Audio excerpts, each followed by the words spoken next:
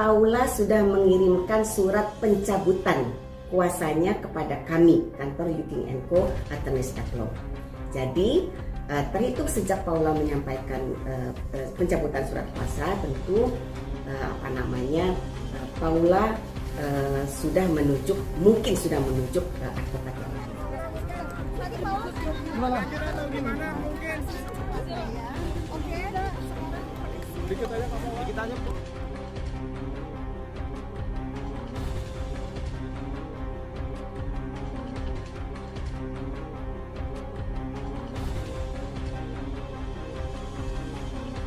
Hari Jumat setelah hari Selasa Baim melakukan gugatan, ya, kita sudah melakukan bedah kasus dengan Paula, ya, hari Jumat. Lalu kemudian kita sepakat untuk melanjutkan bedah kasus lagi di hari Senin untuk persiapan sidang besok, sidang mediasi. Nah, Senin Paula tidak hadir, ya, kemudian Selasa juga Paula tidak hadir, katanya tidak ada.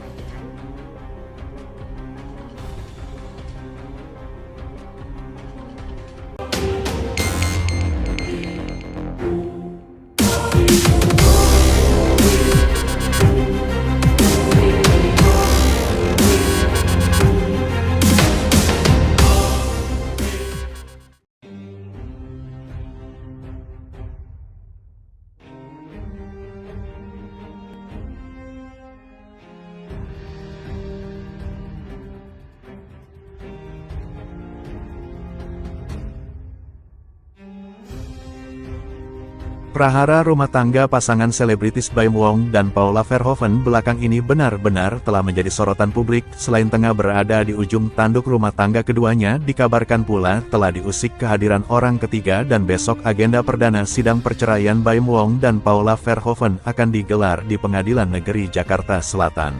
Ia usai menjadi perbincangan di masyarakat selama hampir 2 pekan lamanya. Baim dan Paula akhirnya akan berhadapan di meja hijau. Namun yang tak kalah mencuri perhatian adalah sikap dan gerak-gerik Paula, yang seolah-olah menunjukkan jika dirinya sedang labil dan panik. Buktinya di momen menjelang agenda sidang perdana, Paula justru mencabut surat kuasa dari pengacara yang ia telah tunjuk sebelumnya. Anna Sophia Yuking, sang mantan pengacara, sudah siap mendampingi Paula pada sidang perdana. Lantas seperti apa penjelasan Anna Sophia Yuking terkait pencabutan surat kuasa yang dilakukan oleh Paula sebelum sidang perdana? 2 minggu yang lalu kita sudah melakukan pertemuan dengan Paula waktu itu, karena dari April itu terhitung sudah 6 bulan ya, sudah 6 bulan Baim sudah menjatuhkan talak kepada Paula. Kemudian mereka juga sudah pisah rumah, kalian juga sudah tahu ya. Karena sudah posisi itu, saya sudah sampaikan ke Paula, apakah tidak baiknya ini diselesaikan, gitu ya. Kalau memang sudah tidak bisa dipertahankan, Paula mengajukan gugatan cerai atau kita menunggu gugatan dari Baim. Nah, Paula waktu itu masih berharap ini masih bisa diperbaiki dan minta waktu 2 minggu waktu itu, sejak kami bertemu. Lalu kemudian qadarullah ya, sejak kami bertemu hari Minggu, kemudian hari Selasa ternyata Baim sudah mendaftarkan gugatannya ke Pengadilan Agama Jakarta Selatan, yang kemudian disertai dengan press.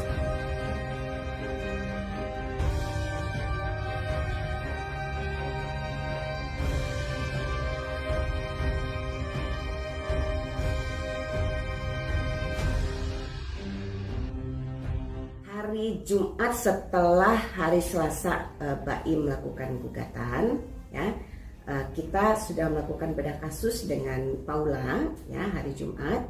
Lalu kemudian kita sepakat untuk melanjutkan bedah kasus lagi di hari Senin untuk persiapan sidang besok, sidang mediasi. Nah, Senin Paula tidak hadir, ya, kemudian Selasa juga Paula tidak hadir, katanya tidak enak badan. Lalu kemudian saya sampaikan kepada teman-teman supaya saya tidak dikejar-kejar lagi, Paula sudah mengirimkan surat pencabutan kuasanya kepada kami, kantor Yuking & Co. Attorneys at Law. Jadi terhitung sejak Paula menyampaikan pencabutan surat kuasa, tentu Paula mungkin sudah menunjuk advokat yang lain. Saya tidak akan sering untuk ngobrol gini sama kalian ke depan. Maaf. Saya sengaja sekarang begini supaya clear aja. Saya juga saatnya kali ya, bukan membersihkan nama saya. Kayak sampai sekarang saya nggak tahu ini keputusan yang benar atau enggak. Karena kan saya harus bilang kalau memang ada ketidakjujuran itu.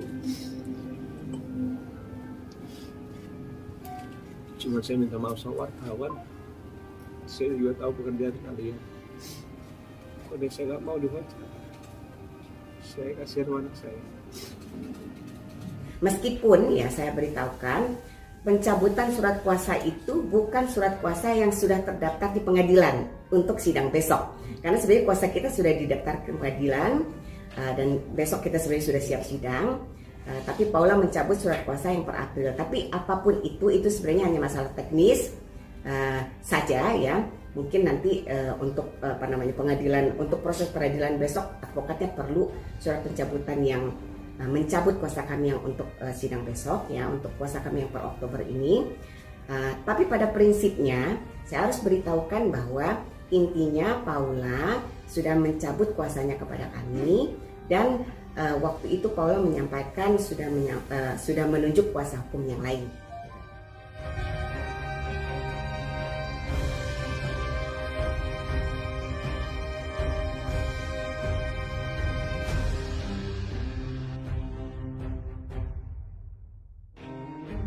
Seolah tidak ada habisnya memang kejutan-kejutan baru yang datang dari prahara rumah tangga Baim dan Paula yang kini berada di ujung jalan. Namun menariknya lagi, pencabutan surat kuasa yang dilakukan Paula bukan satu-satunya pengakuan mengejutkan dari Anna Sophia Yuking. Ia usai menjadi perbincangan di masyarakat selama hampir 2 pekan lamanya, Baim dan Paula akhirnya akan berhadapan di meja hijau. Pasalnya dalam kesempatan yang sama Anna Sophia Yuking pun menjelaskan pula jika sejatinya persiapan perceraian mereka berdua sudah dimulai sejak bulan April silam. Bukan itu saja, Anna Sophia Yuking juga menjelaskan jika kata talak pun sudah jatuh pada saat itu, namun apa mau dikata, Baim telah melayangkan gugatan cerai yang seperti tidak dapat lagi dilerai.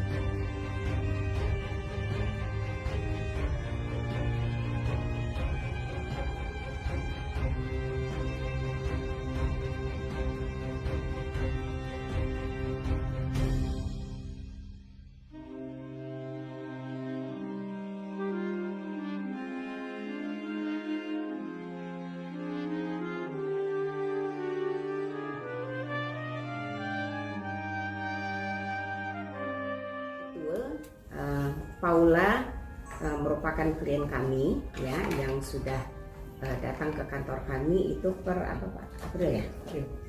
Jadi per April Paula itu datang ke kantor ya, kantor sini konsultasi terkait dengan rencana perceraian ya, rencana perceraian antara Paula dan Baim sebagai suami.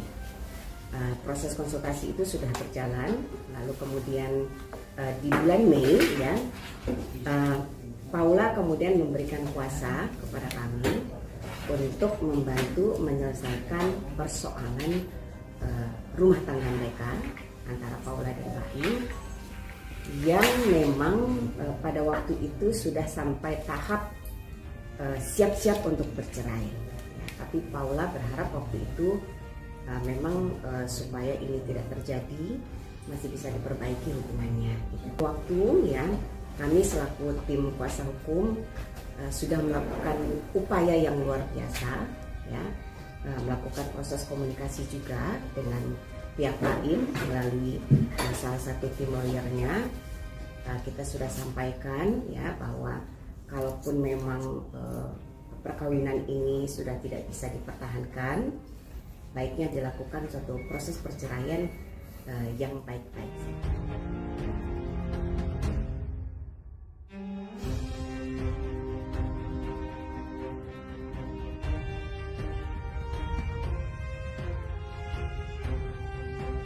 Ia meski awalnya jibaku mempertahankan rumah tangga, kata damai nampaknya begitu sulit untuk tercapai.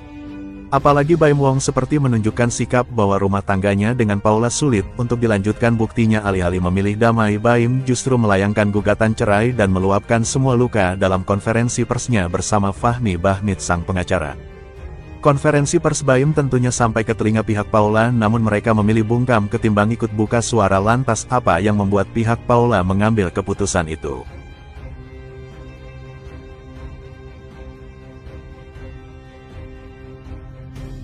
Pada waktu itu merasa tidak perlu untuk melakukan preskon, tidak perlu untuk merespon informasi-informasi yang beredar di luar, karena kami berpikir ini adalah persoalan keluarga, ya, wilayah privat yang tentu harus diselesaikan secara kekeluargaan. Ya. Kalau memang kemudian ini sudah sampai prosesnya di pengadilan, tentu yang terbaik adalah menyelesaikan persoalan ini di persidangan, ya. Apa yang didalilkan, bukti-buktinya bagaimana, segala macam, kita berharap semua diselesaikannya di persidangan. Jadi kita bukannya kita tidak mau melayani wartawan waktu itu. Paula juga punya pertimbangan, Tante. Ini persoalan akan semakin kisruh kalau kemudian kita ada statement-statement yang mungkin nanti kurang berkenan atau bagaimana. Apalagi kita harus menjaga nama baik keluarga besar, kita harus menjaga juga jejak digital yang sehat untuk anak yang di bawah umur. Baim Muhammad Ibrahim kemarin sudah saya temui dan kita ngobrol. Saya bilang karena ini terkait dengan surat edaran Mahkamah Agung, kamu wajib hadir. Saya siap Bang jam berapa sampai jam berapa, biar saya meluangkan waktu khusus untuk hadir dalam perkara ini. Saya bilang kamu hadir sebelum jam 9, kamu tunggu sampai selesai. Biasanya itu kita ikutin proses yang ada di Pengadilan Agama Jakarta. Ini mengingatkan kepada pasangan yang ingin bercerai, kalau punya anak, ya, jangan sampai ada kisruh di media sosial, karena itu meninggalkan jejak yang tidak baik.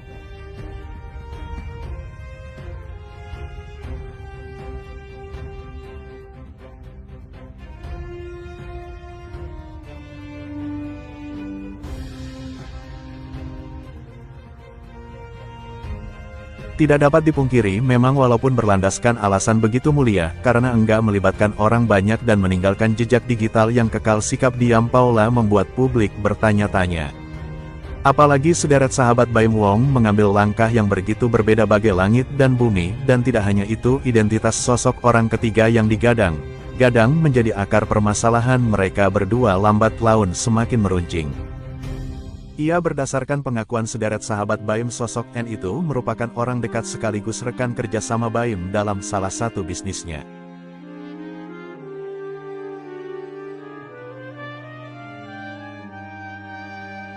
Sesuai dengan surat edaran, maka Anda wajib mediasi. Nah, mediasi ini dikasih batasan waktu 1 bulan. Damai tidak damai harus ada keputusan. Artinya kalau keputusannya damai, perkara dicabut, dibuatkan penetapan perdamaian. Tapi kalau tidak jadi perdamaian, maka perkara berproses lebih lanjut. Artinya saya harus menyiapkan dokumen-dokumen, menyiapkan saksi untuk proses lebih lanjut. Seperti apa sih, kan dia bilang ada yang bilang Baim itu pelit sama istrinya. Wah, dari siapa? Dari siapa? Kata siapa? Maksudnya mungkin kalau banyak orang yang tahu konten Baim itu tentang kadang bagi-bagi rezeki atau apa ya. Setuju nggak? Setuju. Masak aja ya? Iya, matang. Iya, maksudnya itu bukan cuma di konten, di luar konten pun begitu. Sama kayak kan di konten gimana, di luar kontennya gimana. Baik orang. Mungkin sedikit menanggapi soal berita yang sedang hangat saat ini soal Baim Wong gugat cerai Kak. Itu gimana, mungkin supportnya aja? Mungkin supportnya aja. Ya pasti kita mendoakan yang terbaik. Semua orang pasti punya masalah ya. Semua pasangan berumah tangga pasti ada masalah. Tapi ya tugasnya kita sebagai teman-temannya mereka ya kita cukup mendoakan. Semoga dikasih jalan terbaik, dikasih ketabahan juga untuk menjalankan semuanya. Itu aja yang bisa aku. belakangan muncul inisial N bang, inisial N. Dan sama lagi. Tak lain hanya seorang karyawannya juga bang. Abang sendiri melihat seperti itu. Saya harus buka dokumen. Dokumennya harus saya buka. Jadi saya tidak tahu inisial, tidak ada inisial di dalam gugatan. Ya, itu sudah disampaikan. Sambil dia menyampaikan dan dia tidak kuat sehingga dia meneteskan air mata, berarti sakit sekali. Kalau dia tidak sakit, saya pikir dia tidak menyampaikan itu. Mungkin jadi ada ceritanya bagaimana persoalan itu sampai masuk di dalam gugatan. Saya membutuhkan waktu 1 minggu untuk mendapatkan kepastian dari Muhammad Ibrahim alias Baim Wong. Memang benar, ini harus saya cantumkan di dalam gugatan saya. Karena gugatan awal saya tidak bercerita tentang itu. Dia minta ceritakan, Pak. Karena ini bagian yang paling sakit di dalam perjalanan hidup saya. Apa itu bang? Yaitu perselingkuhan yang disampaikan kemarin pada saat Anda juga datang.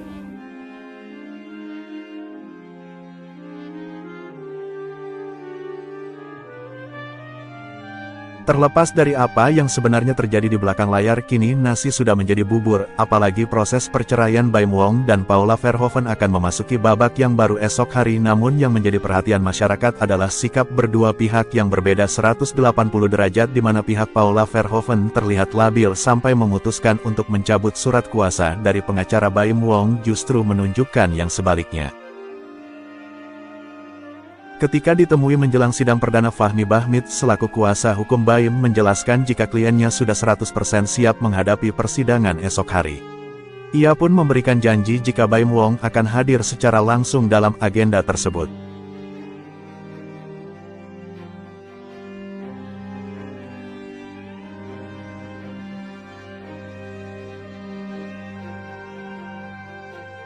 Saksikan terus Dumis Media News, berani mengungkapkan fakta dan akurat dari narasumber terpercaya.